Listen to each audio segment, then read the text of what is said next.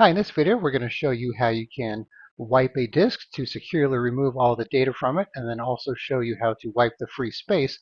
So let's say you erase some files, but you want to make sure those files are not recoverable. You know, you've already emptied the recycle bin, so you could use this tool to do so as well.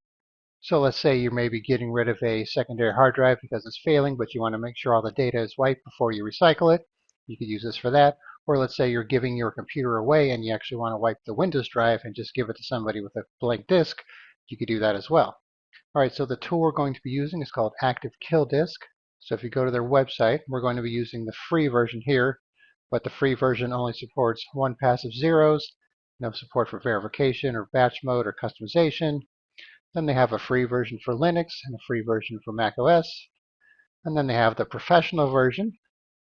So this has 24 international sanitizing standards, scripting, customizable, and so on, $50.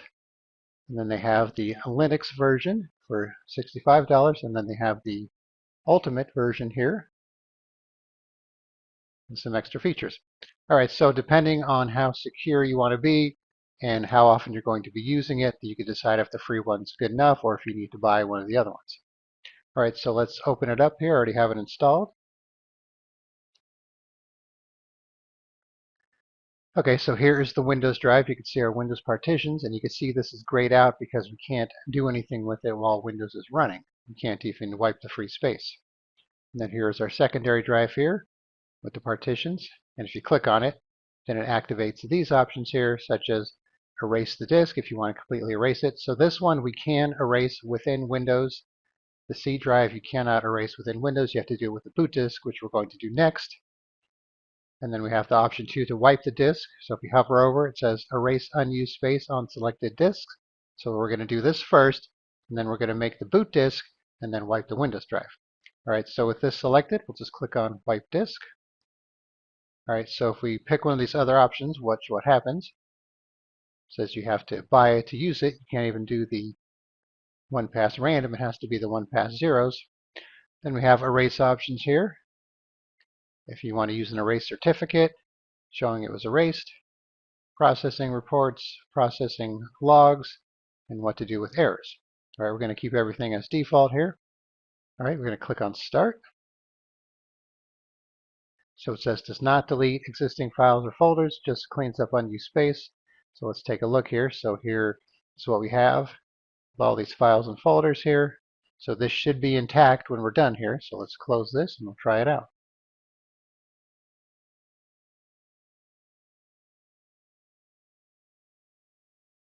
All right, so this will take several minutes, so I will pause the video and then be back when it's done. All right, so the wipe is done, so it's verifying right now. Took about 5-6 minutes for the wipe part. And you can see over here on the right we have information about the drive we're working with here. All right, so the disk wipe is complete. So the verification probably took a little bit longer than the wiping itself. So here is our report. So I skipped all the options for the log and erase report. We have our information there, our attributes, basic log right there. And just click OK. Now we have success, so let's make sure our files are still there. All right, looks good. Okay, so now we're going to make the boot disk and then boot with that and erase the Windows drive. And when I say erase, I mean completely erase it, not just wipe the free space. All right, so you'll find another icon here for the boot disk creator.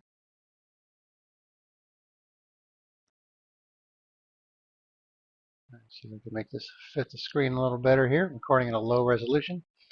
All right, so if you still have a DVD burner, you could do it to that. Or you could create an ISO image and then use it that way, either burn it to a flash drive or a CD. And this is the way I'm going to do it because I'm doing this on a virtual machine. But if you're doing this on your physical computer, you're probably going to want to make the USB flash drive unless you want to make the CD. So click on Next here. All right, so as you can see here, the free version only gets the console-based boot disk, which looks like this. And if you're using Linux, you'd see it that way. And the Windows one, you could see it that way if you have the pay-for versions.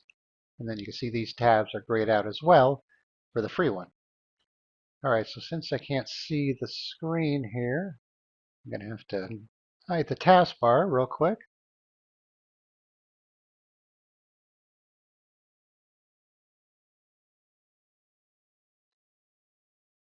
Alright, so I'll click on Next.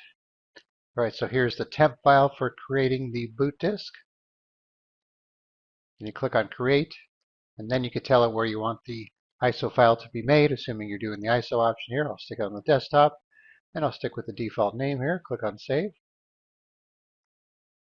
Okay, so there it is. Click on Finish. Get my taskbar back to normal here. Alright, so the ISO file here, it's only 50 megabytes, so it's pretty small. Alright, so now I'm going to shut down the computer and boot with this ISO file, and then we'll go ahead and wipe the Windows drive.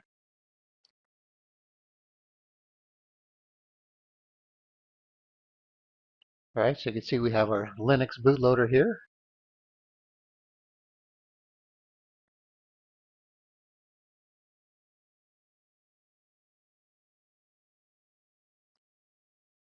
Alright, so you can see we get the message we're using the free version with 1 past zeros.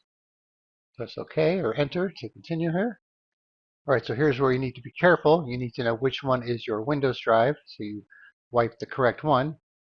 Obviously this one says Windows right here, and it should be your first drive, like we can see here up at the top. Alright, so now I'm going to pick all the partitions here, even the unallocated space, just for fun here, by going to each one, pressing spacebar to select it. It's got like a delay here, so it just seems kind of slow. Alright, so everything's selected on my Windows drive. So now you can see here at the bottom here we have F10 for kill. And you could do Control P for preview, but that doesn't really show anything that helps you. Alright, so I'm going to press F10. Alright, so we have the 1 past zeros, and if you have the pay for version, you'd be able to pick one of these other ones here. Alright, so we need to go to this box here and type erase all data with caps here.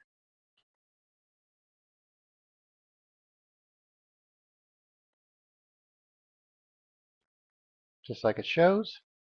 And then you have a couple other options here to initialize the disk after erase, skip disk erase confirmation, save and shut down when completed. Alright, then we just have start here. Click on that. Alright, so you can see we have our log here. So this is going to take a little while as well. So I will pause the video and be back when it's done. Alright, so the disk wipe is successful. So that was pretty quick actually. Much faster than wiping the free space.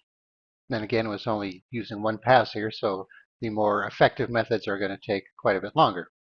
Alright, so now there's not much I could do since we don't have an operating system. So if I were to get out of here, press F1 to go to the menu, quit. Alright, so now I'm at a command prompt here. Alright, so let's see what happens if I were just to reboot the computer. And of course you'll have to take your flash drive out before doing so, otherwise it's going to boot back into the program.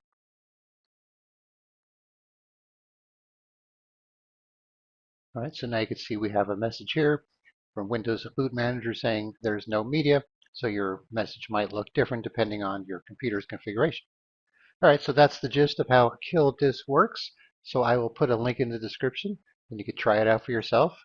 And if the free version works just fine, then that's great. Otherwise, you could try one of the pay for versions. Alright, thanks for watching and be sure to subscribe.